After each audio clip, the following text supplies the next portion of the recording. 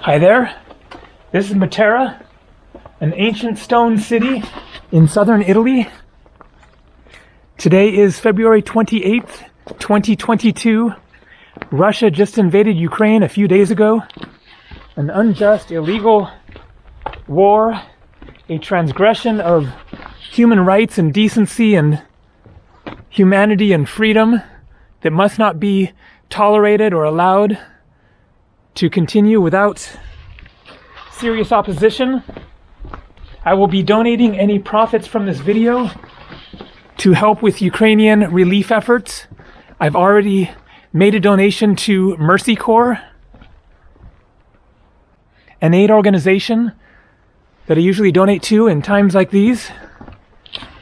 So the point of this video is that even though we are all very small fish in the vast geopolitical ocean that is driving this terrible circumstance of a war with absolutely no justification, no good reason, based completely on lies, all of Putin's excuses for invading are complete rubbish, complete fabrication, just laughable, absurd, ridiculous, wrong, false information. The real reasons are not being expressed by Putin and are not even really being discussed that much in the mainstream media. It seems it is what many wars are about. It is about oil, it is about gas, it is about land, it is about power, Crimea, the Black Sea, etc.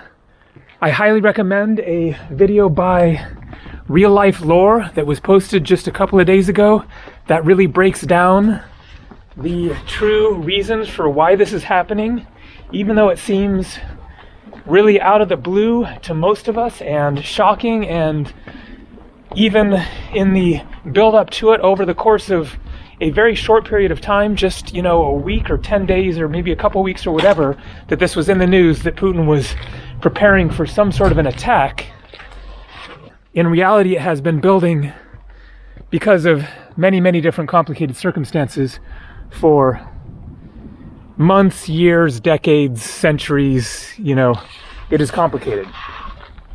Even though there is very little that I can do, even though there is very little that you can do, even though this video won't make much of a difference, millions of people doing a little bit can make a big difference. And so that is the point, is that we really need to keep our eye on this, keep our voices speaking out in opposition to this,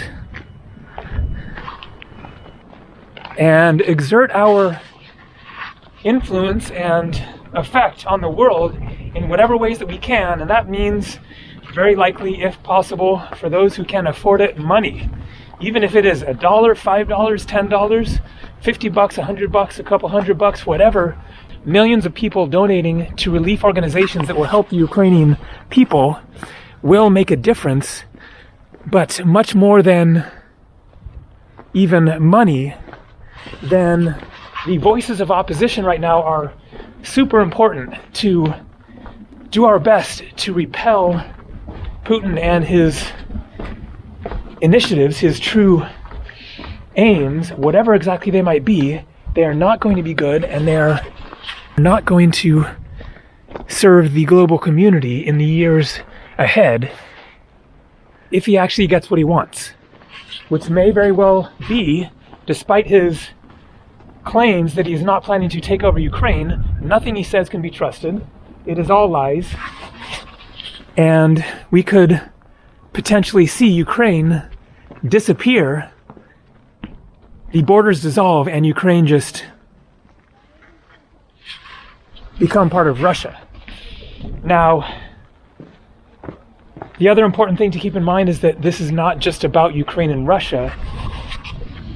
This can have global effects in various ways, whether it be wider war, the global economy, a cascade of events that results in less freedom around the world of other countries deciding to attack and take over places that they want to attack and take over. China is going to be watching this. Who knows? Maybe they will say, you know what? This is a good time to take Taiwan. If this is actually allowed to go through and happen without global opposition, the voices and actions of leaders especially, but leaders very often follow the people and their voices. Look at this. Speaking of devastation, this is just abandonment, not war, to the best of my understanding. And so, if Putin takes Ukraine, who is next? Many of you might have seen my videos from Iraqi Kurdistan, a road trip I did with my friend Jacob Lukaitis. He is from Lithuania. Lithuania is one of the Baltic countries, along with Latvia and Estonia, that are right there next to Russia, and they are much smaller than Ukraine. Who knows what will be next after Ukraine? If Putin gets his way and gets what he wants, then it is easily conceivable that he will keep going. Who knows? Maybe he wants to reunite the entire USSR once again.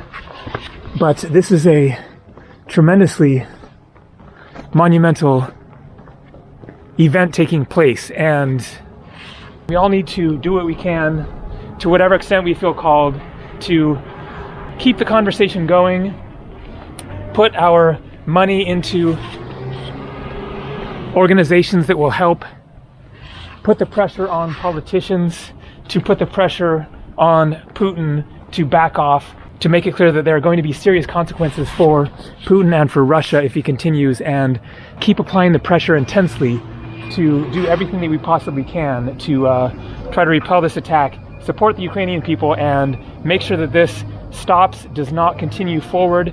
Ukraine remains a free country, and that this does not cascade into a series of events of more people in other countries being invaded and their rights being taken away, their freedom being invaded, etc. So I will put the link down to Mercy Corps down below. Basically, point is, do whatever you can.